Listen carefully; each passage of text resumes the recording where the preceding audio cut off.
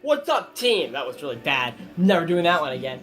Alright, so I just put on my Instagram that I'm going to do a story time on the Philadelphia Marathon, which was my best marathon and my favorite course I've probably ever ran. Leading up to this race was very hard, so we're just going to jump right into it. So shouldn't reveal this yet, actually, until I'm out of high school, so I'm going to skip over that part. But, just because cross-country and reasons. The way I got to Philly was I went in on a train. So this train ride was like hell on wheels because it just felt like an eternity. I feel like going somewhere, it always feels longer than it is coming back home. I've always felt like that. Like recently I went to camp, felt like an eternity getting there, coming home. Literally, I was reading a bunch of stuff. That might be why I was reading a lot of meaningful notes. It felt like 5 minutes. But, coming home from Philly, too, it's like a 4-hour train ride, I think, or something like that. It felt like 10 minutes. Going there felt like an eternity. The ride wasn't too bad. My phone, I don't remember if my phone died or not, but getting into the station was just weird. So when I arrived, let me think. So I had all my gear. Let me think. So I'm just gonna start it off when I get on the train. So I'm getting on the train. I have all my stuff. I'm with one of my 3 parents, 3 moms. So we're getting on the train, and she's like. So we thought it was like, I know trains don't do this, obviously. I thought it was like one way, like it goes right to Philly, no stops. There's tons of stops. I didn't know that, so that was kind of upsetting. So that happened. But when we got to Philly, I was like carrying probably all my stuff, obviously, because that way I would be an asshole if I didn't do that. And then I have most of my mom's stuff, which is you're not supposed to do a lot of weight on your body during the week of the marathon. You're supposed to just be very, very easy, take it light, no distractions, I guess would be the right word. Just relax, and I was trying to do that to an extent. So I got down 2 days before, I think. So yeah, 2 days before. So the next day is the half marathon. So I'm with my cousin. I don't get to see him too often, so I'm staying with my cousins, which is awesome. And it was nice. We were in New Jersey. We took the train we took one of the sub trains into Philly, and both my cousin and my mom just kind of wanted to stop walking, and I was like, yo, come on, let's just go watch the half. It'll be fun. And it was fun. We made it there. Probably walked 3 miles. Got lost in Philly, of course. What you're supposed to do the day before a marathon, if you don't know, and what I do usually is I just sit around, I eat tons and tons of food and do nothing all day. This was a bit different, and it's ironic because my best marathon might be why. Although, then again, I only run one marathon before that. I walked around a lot. So some runners run the day before. I don't like that method. I haven't tried it technically, but I don't think I'm gonna like it because if I do try it, I have a bug bite on my arm, right there. So I've been doing this a lot.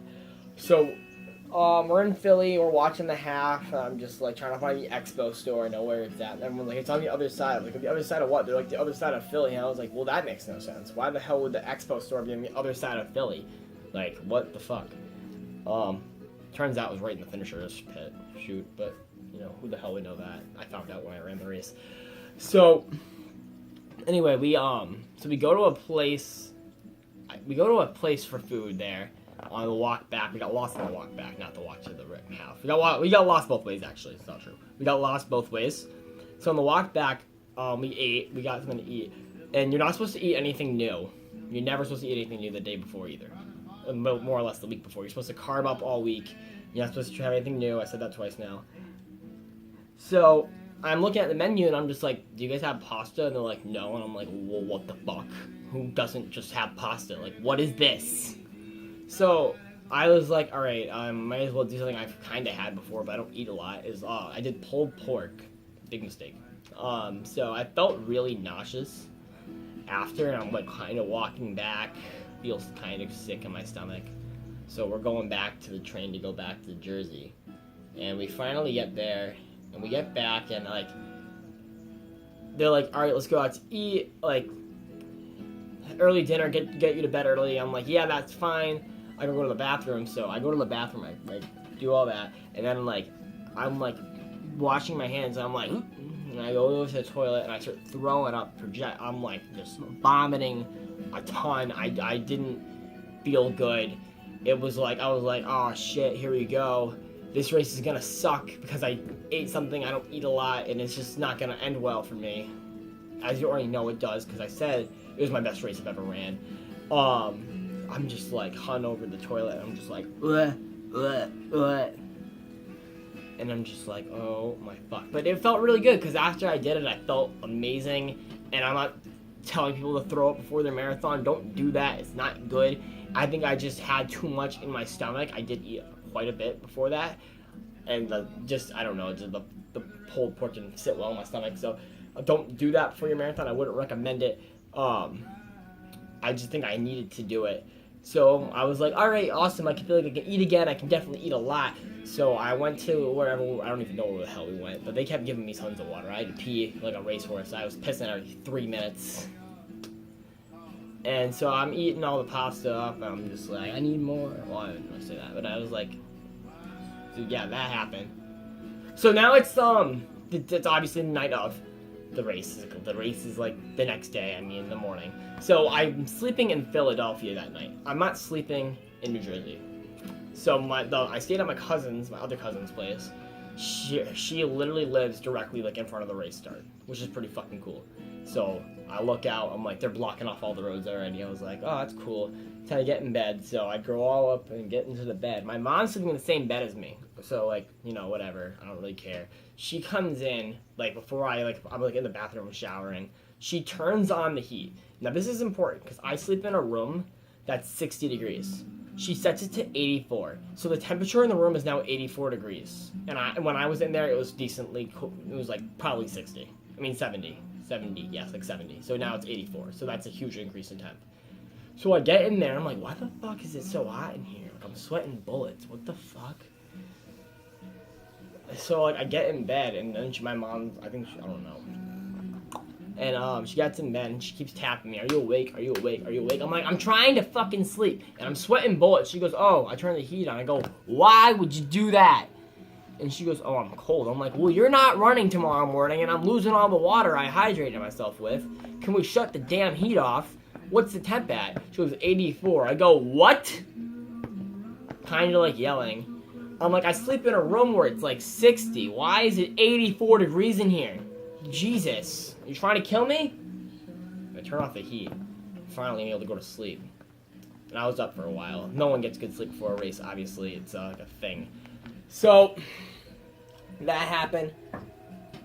So I finally, it's the morning of the race. And like always, for my races, I wake up before my alarm goes off. So I'm up, I'm moving around, I'm shuffling my feet, trying not to move too much. I don't want to waste my energy. Until now, I'm like in the state of mind where I'm like, so it's like probably 2 hours before the race. When do I eat? Because I know what I need to eat, and what I eat before my marathons is a little bit of turkey dry or Cheerios, like a handful of them, and like water, and that's all I need. And it's like, I know it doesn't sound like a lot, and I know people probably think I need way more than that, but what you get during marathons is you get food usually, and they'll supply you with stuff that you're gonna need to finish the race.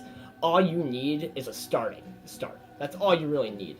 You should be able to do the race on that, or at least I can do it on that. So I'm like, all right, I guess I'll shower, I'll eat, and then I'll brush my teeth, and then I'll eat a little bit more. I know that doesn't sound healthy, and it doesn't sound good, and it's probably bad for my breath and my mouth, but it's like, it's what I did, and it really worked. So now we're staggering out. It's like me and my aunt and my mom, and I'm like walking out of the building, kind of like I said, I'm trying not to move my body a lot. I don't remember if I was barefoot or not. I think I either had my shoes in my hand or on my feet, because I'm like very, very, very stingy about wearing my shoes before I run. So I'm walking out, and I'm just like, okay, it's like 5 in the morning. What the fuck's going on? Why are there so many people out here? What the hell? Obviously, I'm right in front of the building, right in front of the Philly Marathon. I go out, and I'm just like, so I go out to like where the race starts, and I get my bag checked because I had to. I don't even know what the hell I had in my bag. I don't even remember having a bag. I do remember having it checked, but I don't remember bringing it. I don't know who brought a bag. So I'm like walking around, and they're like, "You're gonna go over here," and I'm like, "Okay." And I'm like, all right, whatever, I'll go over there. So I go over there, I start stretching out my body. I'm doing like static because if I do dynamic, I might actually kill myself because it's like 5 a.m. and I'm not really moving yet, obviously, because the race hasn't started. And this is one of those races where it's so big when it starts, you can't move your body at all because you're like on top of someone else. Kind of like this race, Holyoke, the Holyoke St. Patrick's Day road race. It's like that almost, but worse because there's even more runners. I think there's even more runners. I don't know. So I'm looking around and I'm like, so there are corals on each bib number. There are coral colors. So mine's like blue. So I'm like looking around, like, where the fuck are all these where are all the blues at? Where am I supposed to go? And this one woman, she calls out to me, and I go, well, I don't know who you are. She goes, yeah, I don't know who you are either, but like, I can tell you're looking for your coral color. It doesn't really matter where we go because the race is so big and no one really knows where they're supposed to be. And I'm looking around, I'm like, well, yeah, I guess so. I mean, there's red, yellow, and blue all over here, so, and like black and green. So I was like, well, I guess that makes sense. And she's like, yeah. So I was like, all right, so how many marathons have you ran? She's like, I've ran like 100. And I was like, what the fuck? 100? Jesus. I'm on like number 2. And she was like, well, how old are you? I'm like, I'm 17. And she was like, whoa, damn. And I was like, you ran 100 of them. Jesus. So they're doing a staggered start in this race, okay? So obviously, so we're standing there. I'm like waiting. I'm pacing around. I'm waiting. I'm just like, can we start? Can we start? Can we start? So there's two. So the way the road works is there's one road, and then it splits like this. So there's runners over here and there's runners over here. So I'm over here, and they send this path, then they stop it, then they send here, and then they send them again, and it's kind of like a system, I guess. And I'm like, of course, I'm in the path that goes like second. So I'm like, come on, maybe I just want to start running. Like, the clock's running. It might have been like 20 minutes, maybe. No, it had to been like at least 10 minutes I was standing there just waiting to start running. And even when the race starts, you're still like stumbling around. Like, you can't really move that much. I had a sweatshirt on. So I'm wearing my shorts. I'm wearing my, I'm not, obviously not these shorts. I'm wearing like these 1-inch splits because that's what I wear for my marathons. I'm wearing spandex, which honestly wasn't a mistake, which I thought might have been a mistake for me, but it ended up becoming really good for me because the wind was nuts. So I'm wearing that and a sweatshirt. I'm just like, okay, let's go. And I was like, everyone was like, you want to throw that sweatshirt off like mile 3 because that's the time to do it. But I have dry skin, extremely dry skin. Like, when I get hot, my skin gets dry. So I'm like, fuck this. Threw it at someone's face in the crowd. And they were like, thank you. And I was like, I don't know what you want from me. This sweatshirt's like $5. That was fun. That was fun. So then I'm running in the race. I'm feeling really good now. It's like mile 8, and I'm like, all right, I got this. I'm cruising. I have like a set pace. I'm moving really well. Some guy calls out to me. I don't know if this is mile 13 or mile 8. Mile 13, I was cruising. I don't know why. Sometime in the race, in between 13 and 8, this guy calls out to me. He goes, good luck, you got it, Dylan. And I look back, look him in the eyes. I'm like, how the hell do you know my name? I'm thinking this while I'm running, and he just goes. And I look back, and I'm still moving while I'm looking him in the eyes. I don't know how I did that, but I still am moving. And I look down at my bib, and I'm just like, oh, my name's right there, of course, because I'm an idiot, and I didn't notice it. So that was there. I didn't know that. And this woman, oh, by the way, the woman didn't call my name. She just said, hey, you. And I was like, me? And she was like, yeah. And I was like, oh, okay. So now I'm at like mile 13 in this race, and they're starting to give out the gels finally, thank God. Also, mile 8 I was kind of a little bit hungry, but I was like, whatever, you know what I mean? I'm like, pretty soon they're going to start giving us something, because I know they have to. Every runner's feeling the same thing. So I hit mile 13, and they're giving me a gel. Now, this course ended up becoming a rolling hills there, and I had no idea it was like that. I thought it was pretty flat, and it was pretty flat to that point. So I'm at mile 8, and I'm like cruising. I'm running like 7-minute splits. I was like, what the fuck am I doing? Why am I going so fast? I did that to like mile 18, and I was like, this isn't right. Like, I'm moving too quick. I need to slow down and adjust it. So in marathon running, there's a thing called the wall, and if you train right, you won't hit the wall. And I must have trained right because I didn't hit the wall. So I was like, I'm gonna nail the wall soon, and I just never did. I slowed down. My time pace ended up being an 8:44, which is super good in my opinion for me. with it only being my second marathon, dropping a flat hour. So I'm running still. I'm feeling good. I'm like tired, but I'm still good. And like mentally, I'm fresh. But I'm hitting mile 20 finally, and the winds are whipping. The winds have been whipping the entire race. They're facing towards us, so we're running against the wind, except for the guy who's like in first place, who's running with it. And I was like, well, you're an asshole. So I hit mile 20, and it's like you go just straight out. You just go out, and I'm just like, of course we do, because that's the way the wind's going. Because the wind's going the opposite direction. So I'm right about mile 20-ish, and I see the guy in first place go zoom by me. And I was like, well, that's defeating. But whatever. And this other guy goes, don't worry about that. Come run with me for a little bit. So I was with him for like 3 miles.